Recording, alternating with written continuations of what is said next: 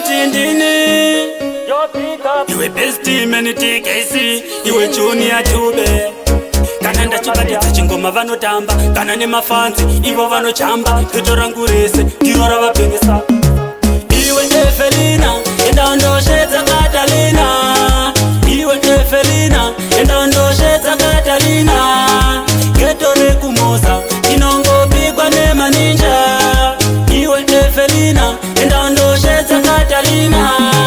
kana ndachibatidza chingoma vanotamba mafanzi angu ndivo vati hiro hanzi usambodzoka mberi ndiko kunodiwa ndiko kune ngoda ona zvakunakidza vanhu vakufara Efelina ndivo vakutengesa geto rangu ona vanowaina Katarina iwe chimbotamba iwe Efelina endandosvedza Katalina iwe Efelina endandosvedza Katalina geto rekumoza inongopigwa nemaninja iwe Efelina endandosvedza Katalina ona vozvichinja zvinhu zvatochinja kuisa nechinja ndava muninja ndivo vandisimbisa hanzi rova namba tibude kumoza saka ndotipula DJ X Zera Sound tiri pamutata tata tina bestman najunior dube iwe Efelina endandosvedza Katalina iwe Efelina endandosvedza Katalina geto rekumoza inongopigwa nemaninja iwe Efelina endandosvedza Katalina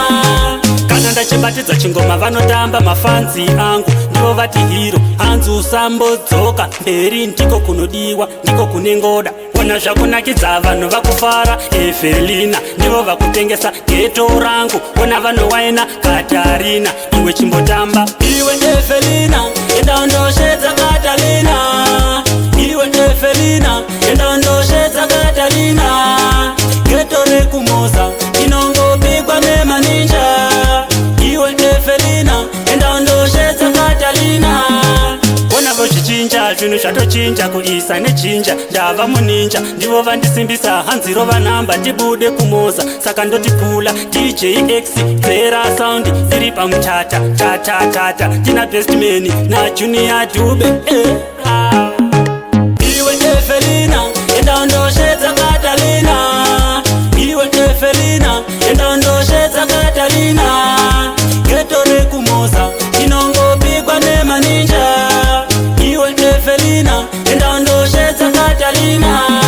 kana ndachibatidza chingoma vanotamba mafanzi angu ndivo vati hiro hanzi usambodzoka mberi ndiko kunodiwa ndiko kune ngoda ona zvakunakidza vanhu vakufara Efelina ndivo vakutengesa geto rangu ona vanowaina Katarina iwe chimbotamba iwe Efelina endandosvedza Katalina